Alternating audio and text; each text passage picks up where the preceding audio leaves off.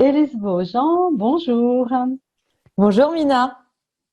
Très heureuse de t'accueillir pour un dialogue, une conversation qui concerne un sujet qui est quand même extrêmement tabou, c'est-à-dire la mort. Et donc, tu me diras si c'est bien ça, mais tu es responsable d'agence de groupe funéraire. Donc, tu t'occupes, hein, en tout cas, tu es présente avant la mort, pendant, après. Et c'est sûr qu'en ce moment, en plus, cette période de corona est en plus accentuée parce qu'on sait qu'il y a beaucoup de personnes qui décèdent en ce moment. Et donc, nous avions envie toutes les deux d'ouvrir cette conversation pour rassurer peut-être les familles et puis peut-être leur donner certains conseils, hein. Alors, avant de te poser toutes ces questions, je me présente pour les personnes qui ne me connaissent pas. Je m'appelle Mina Goll. Je suis facilitatrice en éveil de joie, en éveil à la vie, psychothérapeute, bon, plein de cheminements. Et j'ai participé donc à un film en tant que témoin et je choisis de vivre, qui est un film qui ouvre aussi sur un sujet très tabou puisque c'est le deuil d'enfant. Et j'ai témoigné en tant que personne qui a perdu un enfant. Et toi, c'est de cette façon-là, je crois, tu vas pouvoir nous le dire que tu m'as connue et ça nous amène ici aujourd'hui. Exactement, exactement. Effectivement, ce film Et je choisis de vivre m'a vraiment porté et donné un outil pour pouvoir aider mes familles, les accompagner.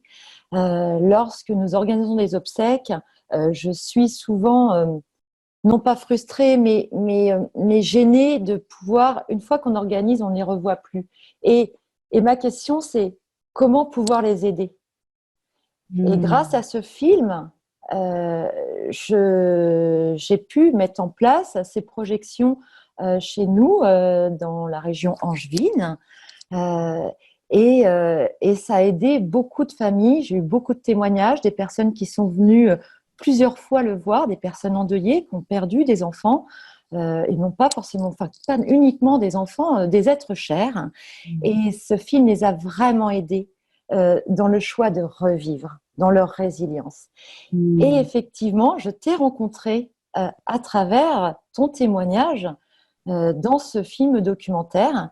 Et j'ai ensuite lu ton livre qui m'a apporté un outil, une aide, un discours à pouvoir aborder avec mes familles. Et aujourd'hui, nous sommes là ensemble pour en échanger. Et c'est Hmm. de cette façon-là Alors, que je t'ai connue. voilà, donc justement, moi, je suis très intéressée parce que j'ai vécu plusieurs deuils dans ma famille, hein, pas seulement mes enfants, mais beaucoup de deuils, et on n'est pas préparé en fait. Et tu vois, ce que je vois en ce moment avec l'épidémie de coronavirus, ce que je vois surtout, c'est une panique par rapport à la mort.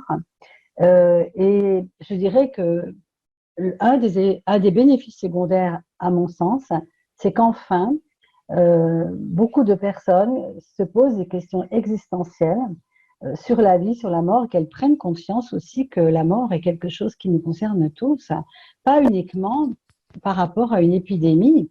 La mort, ça arrive tout le temps autour de nous, c'est nos familles, et un jour, ça sera nous. Elle fait partie de nous depuis notre naissance, mais il y a tellement ce tabou, comme si aussi on en parlait, ça allait la faire venir, tu sais. Complètement. Voilà. Et donc, à chaque fois, moi, je me suis sentie désemparée. Heureusement, il y a des personnes qui se sont occupées des défunts. Moi, je ne savais pas du tout ce qu'il y avait à faire. Et donc, aujourd'hui, je trouve ça tellement important que tu puisses nous parler de ton expérience parce que c'est rare, hein, et puis en plus, honnêtement, tu dégages pas ce que j'imaginais de quelqu'un qui travaille dans les pompes funèbres. Pardon pour toutes les personnes qui travaillent dans les pompes funèbres, je suis désolée. Mais quelque part, je voyais quelque chose d'assez austère et Bien enfin sûr, voilà, on a des idées comme ça, poussiéreux, voilà, poussiéreux, on est. noir, voilà, Mhm. bon. Et en fait, ce que tu nous montres, même dans ton énergie, c'est pas du tout ça. Et je trouve que c'est très rassurant. Et le peu que j'ai entendu de toi, il y a un profond amour des familles, des défunts et un profond complètement. respect. Et je trouve que c'est important que les personnes endeuillées ou qui le seront un jour entendent ça. Alors, une des premières questions, ben, c'est justement quel conseil est-ce qu'on peut donner à des familles avant, disons, qui ont des proches en fin de vie? Ils ne Voilà. sont pas encore morts, mais ils savent bien, au fond, que ça va arriver. Hein, voilà. Alors, comment justement s'y préparer? Parce que est-ce qu'il ne faut pas justement s'y préparer?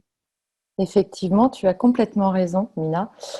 C'est se préparer. Et moi, j'invite, alors c'est pas de prétention de ma part de parler au nom de toutes les pompes funèbres, mais c'est une prévention qu'on met aujourd'hui en place, enfin, en ce qui concerne nous, dans notre, je dirais dans notre région, c'est de contacter les EHPAD et je les ai mis en garde, pas en garde, mais plutôt je les ai sensibilisés à appeler les proches de ces personnes, notamment en fin de vie, en leur conseillant de contacter des pompes funèbres pour préparer en amont les obsèques.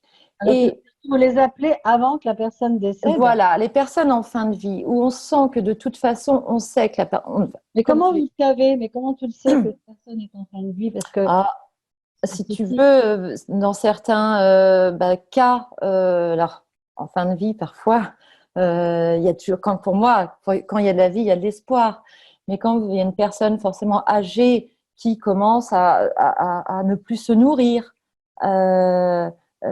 où les reins fonctionnent mal, enfin, où les systèmes fonctionnent mal, les personnes des maisons de retraite ou même, je dirais, à l'hôpital ou en clinique préviennent les familles en amont. D'accord. Et ce que je veux dire, euh, moi, ce que je conseille aux familles, c'est d'aller préparer en amont, de contacter les pompes funèbres pour se renseigner. Et se renseigner, ce n'est pas condamner la personne. Peut-être que la personne, elle va revivre et c'est génial. Et au contraire, c'est ce que je souhaite. Mais en faisant ça, on se prépare encore mieux que le jour même, parce que on le sait aujourd'hui, dans les étapes, dans le deuil, il y a le choc. Je pense que tu es bien placée pour le savoir, Mina. Il y a le choc, il y a le déni. Hein, moi, j'ai des personnes qui ne reconnaissent pas leurs défunts parce qu'ils sont dans le déni de la perte de ces personnes. Et de contacter une pompe funèbre pour préparer en amont, peut-être choisir un cercueil, peut-être choisir comment la personne après sera inhumée ou passer en crémation. Mais ce qui est important, c'est de poser des questions, de se préparer. Et se préparer, ce n'est encore une fois pas condamner la personne, mais c'est se préparer aussi psychologiquement euh, au jour où. Alors justement, le jour où euh, on a tous des êtres qu'on aime, mais ils sont différents. Tous les morts ne sont pas On tous est la même tous énergie. différents. On D'accord? est Même dans tous la mort, différents, même dans la mort. même dans Et la donc, mort. la question, c'est est-ce qu'on a la possibilité de personnaliser les obsèques pour donner le meilleur au revoir, en fait, hein, parce que, et puis je dirais même si on ne peut pas y assister, est-ce que c'est possible, ça, de faire quelque chose, justement, même si on n'y est pas? Enfin, qu'est-ce que tu pourrais nous dire autour de Eh ça, bien, justement? c'est exactement tout ce qu'on souhaite faire et tout ce que aujourd'hui les pompes funèbres sont amenées à faire. Et effectivement, toi, comme plein d'autres, vous voyez, moi, il y a beaucoup de personnes qui sont surpris quand ils me demandent le métier que je fais. Parce que oui, je véhicule pas cette fausse croyance. Parce que c'est une fausse croyance. Ou peut-être d'un autre temps, que les personnes des pompes funèbres, c'est des personnes poussiéreuses qui pleurent avec les Des familles. croque-morts, on dit des Les croque-morts. croque-morts, clairement l'expression, les croque-morts. Euh, c'est complètement ça. Euh, et justement, des personnes comme moi, il y en a plein, plein et des milliers dans les pompes funèbres. Et ce qu'on souhaite faire, et le message que je donne à mes équipes, c'est de personnaliser. Nous sommes tous des êtres différents.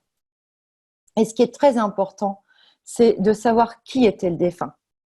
Pour pouvoir rendre le meilleur hommage, première chose, aux défunts, parce qu'on s'occupe des familles, mais les défunts, c'est pour eux et on doit les célébrer. Ça, c'est la première chose. Et la deuxième chose, c'est pour nos familles. On a une responsabilité énorme et je pèse mes mots en le disant. On a une grosse responsabilité, nous, les pompes funèbres, dans le processus de deuil pour pouvoir, pour la suite, pour que les personnes puissent vivre. Alors justement, Et bon, oui, excuse-moi, je te vas-y, coupe. non, vas-y, vas-y. La personnalisation, justement, comment personnaliser? Si vous ne pouvez pas revoir votre défunt, malheureusement aujourd'hui, faut en parler. Si la personne décède de façon même tragique, hein, un accident, euh, comment on ne va pas revoir son défunt? Comment faire le deuil?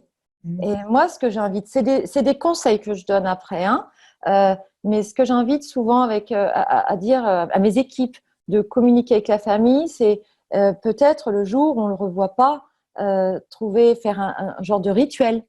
Faire un genre de rituel. Quelle était la couleur préférée du défunt? Ce jour-là, tous s'habiller de la même couleur du défunt. Mettre la musique, sa musique préférée, son odeur préférée, sa fleur préférée. Si on trouve des fleurs dans le jardin, aujourd'hui dans nos jardins, hein, bien évidemment, confinement oblige, mais trouver ce petit truc pour le défunt et pour la famille.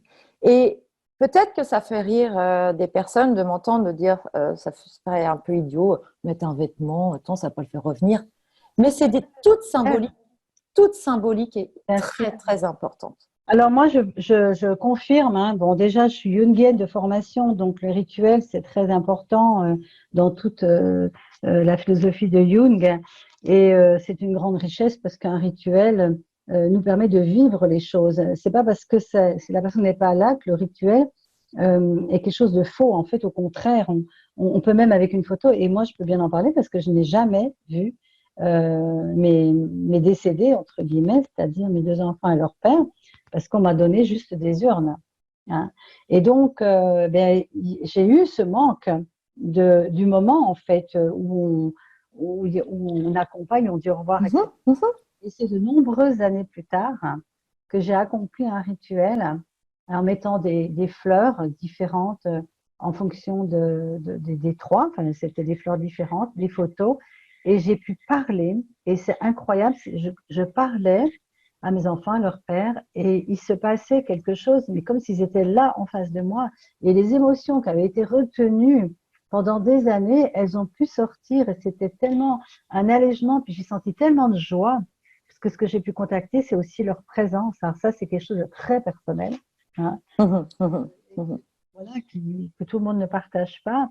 Mais j'ai vraiment vécu même un moment de joie. Et c'est vrai, les rituels, c'est absolument magnifique. Et quand tout le monde ne fait pas non plus des cérémonies religieuses, parce que la cérémonie religieuse, c'était une forme de rituel en fait.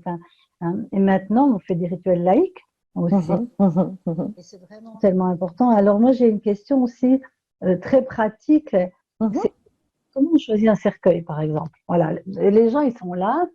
Je sais pas, il y a une façon de choisir un cercueil. Bien sûr. On nous l'impose. Enfin, comment ça se passe? Hein? Alors non, effectivement, on peut choisir son cercueil. Et ce qu'on invite souvent, les questions qu'on pose à nos familles, ce qui est important, c'est de connaître qui était le défunt. Et donc, en fonction des questions que nous posons à nos familles, on va les orienter, on va leur conseiller, c'est aux familles de choisir. Mais on a différentes gammes. Toute entreprise de pompes funèbres a différentes gammes. Si les personnes souhaitent, suivant le type du pin, du chêne, quelque chose de plus rustique, quelque chose de plus naturel. Et après, c'est aux familles, en fonction des gammes qu'on explique, et la personnalisation. Vous voyez, vous m'avez expliqué que votre papa, votre défunt, était quelqu'un qui adorait la nature. On va vous proposer une gamme plutôt naturelle. Pour pouvoir, encore une fois, on est encore dans cette personnalisation. Et c'est possible aujourd'hui, même, vous voyez, grâce aux technologies, grâce aux technologies, de choisir, et il n'y a pas de honte, encore une fois, de choisir le cercueil par Internet. On ne peut plus avoir de contact ensemble. Oui, donc là, tu parles de la situation en ce moment. En ce moment, par exemple, mais c'est hors situation. Hein. Ouais. Hors situation. Moi, mes collaborateurs, lorsqu'ils accueillent des familles, on présente des échantillons, on les fait toucher, et vraiment, on les conseille, on les oriente, mais toujours avec cette délicatesse de ressentir qui était la personne qui est décédée. Moi, je voudrais préciser pour les personnes qui regarderaient cette vidéo tardivement, qu'on est en pleine période de pandémie coronavirus, hein, et que c'est pour ça que la discussion est un peu orientée vers la période particulière Voilà. qu'on a maintenant. Parce qu'une des questions, est-ce qu'on peut enterrer le défunt, par exemple, plus tard? Alors, euh, on a 6 jours pour organiser les obsèques, Mina. Hmm. Euh, donc, l'inhumation se fera coûte que coûte. Soit inhumation, soit crémation, c'est-à-dire enterrer ou passer en crémation. Hein. Mais ce qu'il faut savoir aussi, effectivement, tu fais bien de relever que nous sommes en période de virus, de coronavirus, parce que aujourd'hui, il y a des limitations pour pouvoir assister aux cérémonies. Euh, En cimetière, aujourd'hui, c'est le premier cercle familial. Donc, c'est-à-dire l'époux, l'épouse, les frères et les sœurs, Hmm. uniquement. Hein. C'est important de le savoir. Donc, Les ça peut être, enfants, quand même, les enfants. ça dépend les enfants les frères et sœurs ou les enfants. Oui. Mais on s'en cantonne et suivant, je dirais, les villes, il y a vraiment des restrictions et, Ah oui.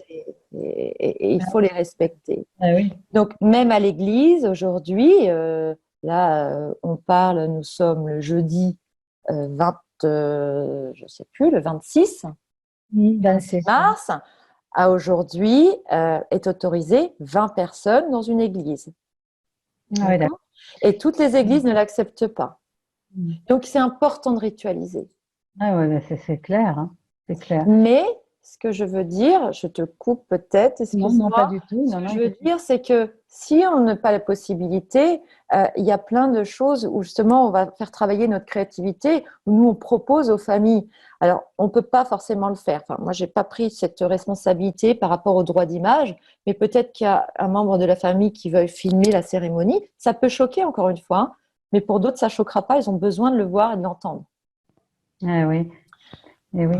Et Euh, est-ce que c'est possible, par exemple, avec vous, de faire une cérémonie après la fin du confinement? Alors justement, c'est ce qu'on propose aux familles, de Hmm. pouvoir faire une cérémonie à la fin du confinement avec tous les proches, les moins proches réunis et pour pouvoir, encore une fois, rendre hommage, un, un- même enfin, un vrai hommage aux défunts et également pour la famille.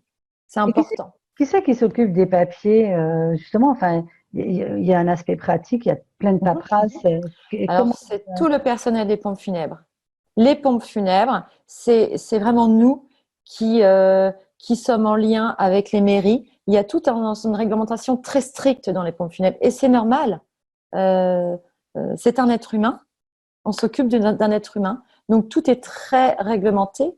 Donc, c'est les pompes funèbres qui demandent les autorisations en lien avec les mairies, les crématoriums, les cimetières, enfin, tout Et signer les papiers, tout ça aussi. Enfin, c'est. alors, pour signer les papiers, nous, ce qu'on conseille aujourd'hui, donc il y a une personne qui est responsable, on appelle ça la personne qui pourvoit à l'organisation des obsèques, en qualité d'organisation des obsèques. Donc, il y a une personne qui signe de la famille ou un proche qui est désigné, enfin, qui se désigne pour organiser les obsèques. Donc, lui doit signer des pouvoirs. Hein. Hmm.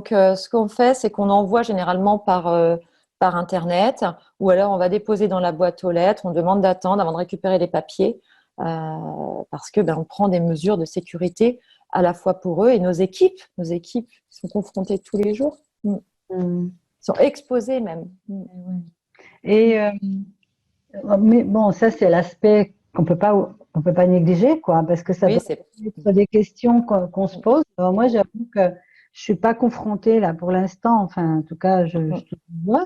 Mais c'est sûr qu'il y a des personnes en ce moment qui vivent des choses pas drôles du tout et puis qui peuvent se sentir extrêmement démunies, quoi. Et je trouve que partager là-dessus, c'est génial. Et l'autre aspect qui m'a beaucoup impressionnée, c'est, je sais pas si tu as envie d'en parler, mais c'est la façon dont vous vous occupez des défunts. Enfin, moi, j'ai trouvé que tu en parlais et tu n'es pas la première personne que j'entends comme ça, mais avec beaucoup de respect. J'ai presque envie de dire de tendresse, quoi. Comme Complètement. si, oui, mais ça, écoute, je trouve vraiment que tu en parles parce que je suis pas sûre que les gens ont conscience de ça. Tu sais, moi, j'ai travaillé comme infirmière Mm. et en fait, oui, ben, moi, je me souvenais donc quand quelqu'un décédait, on me disait qu'il fallait lui bander, mais c'est il y a longtemps ce que je te parle, le visage. Oui, mais voilà, moi, je pensais que c'était ça. On nous a dit qu'il fallait faire ça parce que la bouche, sinon, elle s'ouvre, enfin, des trucs comme ça. Et toi, tu me dis, mais non, on masse le visage, vous faites des choses incroyables. Bien sûr, bien sûr. Enfin, Alors, moi, ça fait pas non plus très très longtemps que je travaille dans les pompes funèbres. Et lorsque je suis arrivée, c'est des pratiques, et encore une fois, le personnel soignant n'est pas formé pour. Il n'y a pas du tout de reproche dans dans ce que je vais dire, hein. Et je me suis rendu compte quand je voyais des personnes âgées arriver avec, comme tu expliques, avec ce... Oh, j'étais vraiment choquée, choquée. Et je me dis, comment on peut faire, comment je peux faire pour aider ce personnel soignant? Déjà, ça, c'est la première chose. Donc, on a mis en place des formations pour expliquer qu'il y a d'autres façons. Et après, lorsque les défunts arrivent en maison funéraire, pour qu'on puisse les préparer, pour les présenter à leur famille, afin qu'ils puissent se recueillir jusqu'au jour des obsèques, eh bien, on s'en occupe comme un être vivant. Donc, on le masse, Hmm. on le masse, on lui parle aussi. Ah, mais Ça peut c'est vrai. paraître un peu fou, hein, mais on Non. lui parle, on le masse, on le maquille, on le coiffe. Moi, je vais vous donner un exemple. J'ai une des personnes qui prépare ses défunts, c'est une femme, et lorsqu'elle va chez le coiffeur, elle adore passer des heures chez le coiffeur parce qu'elle voit comment ils font les bigoudis, comment ils font les brushings, comment ils font pour s'occuper des cheveux de nous tous et tous pour pouvoir le faire à ses défunts. Ah oui, oh là là. Vraiment, Ben, je trouve que c'est important de savoir ça parce qu'on n'imagine pas qu'il y a tout ça autour. On pense que c'est un peu lugubre, un petit peu Mhm. rapide. On ne sait pas, enfin, toute la préparation, enfin, moi en tout cas, je ne savais pas toute la préparation, tout le soin que vous portiez donc aux défunts. C'est très, très important. C'est très important pour d'abord le défunt. Pour la famille, c'est un tout, mais le défunt, euh, pour l'apaiser. Et nous, encore une fois, on s'occupe du défunt. Il est chez nous, il est dans nos maisons funéraires, dans nos maisons. C'est comme un hôte. Et, euh, et on a aujourd'hui, toutes les maisons funéraires, la plupart sont équipées de cette façon-là, avec des cadres photonumériques, comment dire, des postes avec clé USB pour mettre des CD. Et on demande aux familles quelle était sa musique préférée. On essaie de trouver la musique préférée. L'autre jour, j'avais une petite dame, elle adorait Chérie FM. Eh bien, on lui a mis Chérie FM jusqu'au jour des obsèques. Et tout Hmm. ça, ça peut faire rire, mais encore une fois, on parlait de rituels, les rituels ont été oubliés. Et Hmm. donc, Ouais, c'est pour ça. nous, c'est important de à nouveau mettre des rituels. Alors, c'est peut-être des rituels qui ont évolué, mais remettre en place des rituels. Comme les veillées, avant, la plupart, ça se fait encore, mais c'est de plus en plus rare, hein, Hmm. les personnes qui reposaient, les défunts qui reposaient à domicile. Et il y avait les veillées, on veillait jour et nuit auprès de son défunt. Moi, j'ai connu ça dans mon enfance, hein. Quand une personne Oui, oui, mourait, il y avait tous les voisins, quand mon voilà. grand-père est décédé, les voisins sont venus, et Oui, puis même oui, des fois on riait parce oui, qu'on se oui, rappelait de certaines choses. voilà. Et puis, tu sais, il y a aussi une chose, c'est que quand on était enfant, on suivait les corbillards parce que on voyait les morts aller au cimetière. C'est-à-dire que la mort était présente dans notre vie aussi, on savait que Mm, ça existait. Et mm, puis voilà, on suivait, on était enfant, on avait cette innocence quoi, hein, de la complètement. mort. Et puis toutes ces fleurs aussi dans les cimetières. Moi, je sais que j'allais avec ma grand-mère dans les cimetières, on remettait les fleurs en place, enfin, on Mm, mm, nettoyait, mm. etc. Et c'était quelque chose qui faisait partie du quotidien, en fait, de penser aux morts, d'être là, d'être présent. Et c'est vrai que la vie moderne, la vie en ville, a un peu coupé ça, cet espace-là, la mort est encore plus un tabou maintenant. Alors moi, j'avais une Complètement. question par rapport au maquillage, parce que parfois, j'ai été un peu choquée Mhm. quand le maquillage il est trop comme si la personne était vivante, c'est comme dans certains pays, Oui, où vraiment c'est tellement trop comme si on voulait cacher la mort, hein. Parce oui, que le maquillage, si c'est fait pour cacher la mort, ben, on occulte encore quelque chose. Donc, c'est pas le cas pour vous. C'est pas Alors, ça. ce qu'on essaye un maximum de faire, donc pareil, on invite les familles à nous envoyer s'ils ont une photo par mail ou enfin, une photo qui nous donne une photo du défunt en amont d'un soin ou d'une toilette qu'on donne après à notre professionnel pour qu'il puisse, que la famille après puisse retrouver au mieux du défunt et même dans le respect encore une fois du défunt. D'accord. Donc, Bah, écoute, je trouve que cette conversation est passionnante. J'ai pas l'habitude de parler de ça et vraiment, je suis contente de pouvoir démystifier ce moment-là. Je suis sûre qu'il y a des personnes que ça va aider. Est-ce qu'éventuellement, les personnes peuvent te contacter ou bien bien sûr, on pourra. on mettra sous la vidéo les coordonnées que tu voudras laisser? Oui, complètement. Mais moi, ce qui est important, ce que je souhaite, et je te remercie de me donner cette parole aujourd'hui, c'est pour aussi soutenir tous mes collègues de France et je dirais de Navarre, tous mes confrères, de tout ce travail qu'on fait, qui n'est pas forcément reconnu. Et je vous assure, toutes les personnes qui verront ce post, que nous sommes à votre écoute, euh, les familles, les frères et sœurs, les papas, les mamans, les oncles, les tantes. Et vraiment, n'ayez pas peur et plutôt soyez rassurés, j'ai envie de dire, de nous contacter et surtout, ne culpabilisez pas de nous dire, bah voilà, ma personne chère n'est pas encore décédée, mais je me renseigne. Ne culpabilisez pas. Au contraire, vous vous préparez aussi dans le sens où ce sera moins douloureux le jour où il faudra accepter que la personne décédera. Mais c'est important que les gens n'aient pas cette culpabilité. Mais tu sais, ce qui simplifierait tout, c'est que, par exemple, moi, je m'occupe de mon cercueil, de mon enterrement, que je prépare tout avant, Ah bah, ça, maintenant. c'est… Tu prêches. Comme ça, donc, non, mais Alors, cette peur de penser à la mort nous empêche de préparer des choses essentielles. c'est Euh, c'est effectivement ce que sont les contrats obsèques aujourd'hui, hein, que les banques mettent en place, les assurances et les pompes funèbres. Et ce qu'on dit souvent quand il y a une personne qui vient nous voir pour faire un contrat, hein, alors déjà, on les remercie d'avoir eu ce courage. Parce qu'encore une fois, notre image de mais croque-mort, je vais venir te voir, je vais faire un contrat. vient Bon, me voilà. voir à Angers. Mais, euh, mais bien sûr, et je t'accueillerai avec plaisir. Il avait déjà cette peur de rentrer dans une agence de pompes funèbres. Ça, c'est la Tu première chose. m'étonnes. Donc déjà, on les Oui, c'est vrai. félicite, hein. Ouais. Et la deuxième chose, on leur dit, mais au contraire, vous avez gagné encore je ne sais combien d'années. Parce qu'on s'enlève un poids, vous ne pouvez pas imaginer. Moi, la première, avant de rentrer dans les pompes funèbres, la mort, ça me faisait peur. Tout ça, ça me faisait peur. Et grâce à mon métier, aujourd'hui, je suis pleine de vie et j'ai qu'une envie, c'est aider les familles, à, à avancer et à retrouver cette joie de vivre où, comme tu le dis si bien dans les Je choisis de vivre, que les vivants Vivant. sont Ferme là, les yeux des voilà, morts et et les les morts morts, ouvrent les yeux des vivants.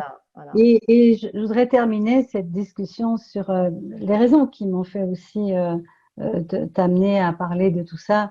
C'est que je crois que le véritable problème, comme je disais, c'est cette peur de la mort. Mm, Et tant qu'on n'aura pas appréhendé la mort comme étant quelque chose de naturel qui peut nous arriver, le mm, seul truc, c'est qu'on ne sait pas quand, eh bien, on ne peut pas être totalement vivant. En fait, plus on accepte la mort, comme une éventualité, mais c'est même pas une éventualité, c'est quelque chose qui arrivera un jour, mais plus on peut se dire, waouh, mais si je suis en train de parler de la mort et de la vie, mm. mais c'est donc que je suis vivante. Mais qu'est-ce que je vais en faire de cette vie pour ces instants qui me sont donnés maintenant, alors que ces personnes-là, elles n'ont plus ces instants-là, mais j'ai pas le droit de les gaspiller, ces instants-là, puisque je les ai encore. Et cette conscience de la mort nous rend tellement vivants. Qu'est-ce que je peux faire de ce temps qui m'est encore donné? Alors, je voudrais vraiment te remercier parce que Merci à toi, Mina, surtout. tu nous montres vraiment que c'est pas triste, c'est pas grave et que même quand nos proches s'en vont, il y a des Mm, personnes qui les en prennent soin pour ce dernier voyage, peut-être plus encore. mm. Donc, merci de m'avoir consacré ce temps et j'espère vraiment que certaines personnes pourront y trouver une forme de soulagement, comme tu Oui, dis. d'ôter la charge sur les Voilà. épaules. Si ça a pu aider un maximum de personnes, notre échange, et j'en suis vraiment ravie. Hein, C'est et super. vraiment, encore merci, merci de cet échange, Nina. Merci, c'est réciproque. À bientôt À pour bientôt. le, pour le contrat. Ah, je t'attends.